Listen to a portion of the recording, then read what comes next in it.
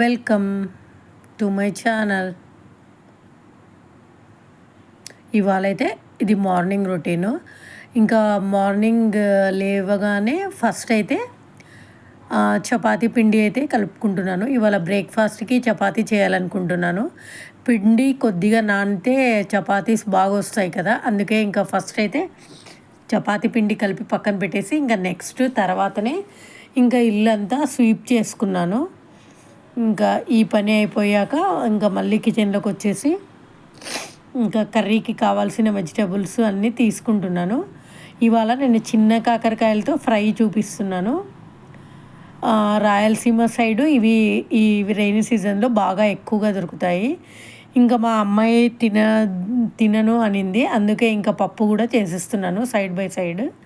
ఇంకా ఆనియన్స్ కూడా కట్ చేసుకున్నాను. ఇంకా ఈ తుక్కు అంతా పడేసి ఇంకా ఫస్ట్ పప్పు అయితే చేసుకుందామని కుక్కర్లో కందిపప్పు తీసుకుని వాష్ చేసుకుని ఇంకా తర్వాత ఫ్రెష్ వాటర్ వేసి ఈ మెంతి కూర వేసాను.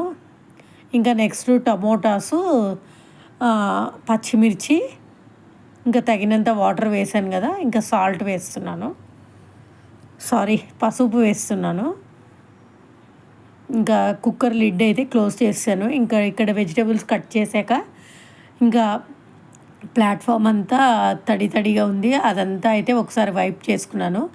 ఇంకా పనిగా స్టవ్ కూడా వైప్ చేసేసుకుని ఇంకా నెక్స్ట్ పప్పు అయితే పెట్టేస్తున్నాను. మీ అందరూ మార్నింగ్ రొటీన్స్ ఎలా ఉంటాయి నా కామెంట్ సెక్షన్లో చెప్పండి. ఇంకా ఇవాళ నేను చిన్న కాకరకాయ రెసిపీ చూపిస్తున్నాను కదా, మీరందరూ ఎలా చేస్తారో కూడా నాకు కామెంట్ సెక్షన్లో చెప్పండి. ఇంకా పప్పు అయితే ఒక సైడ్ పెట్టేసి ఇంకా ఇక్కడ కాకరకాయ ఫ్రైకి అయితే ఒక కడాయి పెట్టుకున్నాను. జస్ట్ 1 టీ స్పూన్ ఆయిల్ వేసుకుని ఇంకా వాష్ చేసుకున్న కాకరకాయలన్నీ వేసేసాను. ఇవన్నీ బాగా ఆయిల్తో కోట్ అయ్యేటట్టు కొద్దిసేపు కలిపి ఇంకా మూత పెట్టేసేయాలి. ఇవి కలర్ చేంజ్ అయ్యే వరకు ఫ్రై చేసుకోవాలి. ఇవి ఎక్కువ చేదు ఉండవు, జస్ట్ లైట్గా చేదు ఉంటాయి. ఇవి చాలా కాస్ట్లీ. ఇక్కడ రాయలసీమ సైడ్ అయితే వెయిట్ చేస్తూ ఉంటారు ఈ కాకరకాయల కోసం అయితే. ఇంకా ఇవి మధ్య మధ్యలో కలుపుతూ ఉండాలి. ఇంకా దీంట్లోకి మసాలా అయితే కొద్దిగా ఎండు కొబ్బరి, పప్పులు.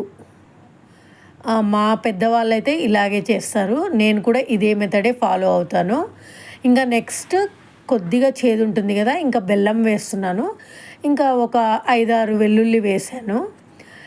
ఈలోపు ఈ కాకరకాయలు ఫ్రై అయిపోయాయి. ఇవన్నీ ఒక సైడ్కి తీసుకుంటున్నాను. ఇంకా నెక్స్ట్ ఇదే కడాయిలోనే మళ్ళీ ఒక 3 టేబుల్ స్పూన్ ఆయిల్ అయితే వేసాను. ఆయిల్ కొద్దిగా ఎక్కువే వేసాను. దీనికి ఆనియన్స్, టొమాటోస్ ఎక్కువ వేసుకోవాలి, అప్పుడే ఈ కర్రీ చాలా టేస్టీగా ఉంటుంది.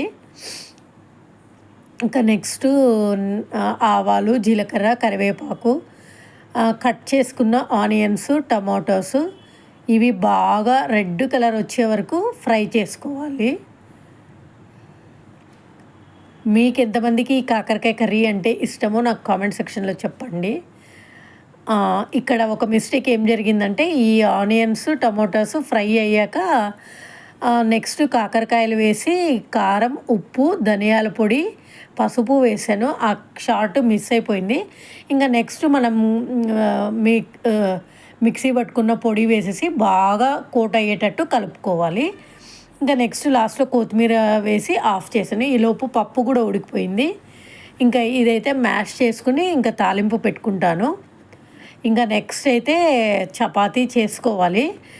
ఇంకా ఒకరు ఒకటి తింటారు, ఒకటి తింటారు అన్నప్పుడు చాలా బిజీగా ఉంటుంది, ఎందుకంటే రెండు సైడ్ డిషెస్ కావాలి కాబట్టి. ఇంకా ఈ పప్పు కూడా అయిపోయింది. ఇంకా చపాతీస్ అయితే చేసేస్తున్నాను. మీకు ఎంతమందికి చపాతీస్ అంటే ఇష్టమో నాకు కామెంట్ సెక్షన్లో చెప్పండి. ఇంకా ఇలాంటి ఈజీ రెసిపీస్ నా ఛానల్లో చాలానే ఉన్నాయి. ఇంకా ఈ వీడియో చూస్తున్నారు కాబట్టి లైక్ చేసి సబ్స్క్రైబ్ చేసుకోండి. ఇంకా ఈ చపాతీస్ కూడా కంప్లీట్ అయ్యాక ఇంకా పాలు తోడు పెట్టేశాను. ఇంకా నెక్స్ట్ నా కోసమని ఇంకా కర్బూజా ఉండింది, అరటిపండు, కర్బూజా వేసి ఒక స్మూతీ లాగా చేసుకున్నాను. అదైతే షార్ట్ వీడియోలో యాడ్ చేశాను, ఎవరికైనా కావాలంటే చెక్ చేసేయండి. Bye, thanks for watching. Next వీడియోలో కలుద్దాం.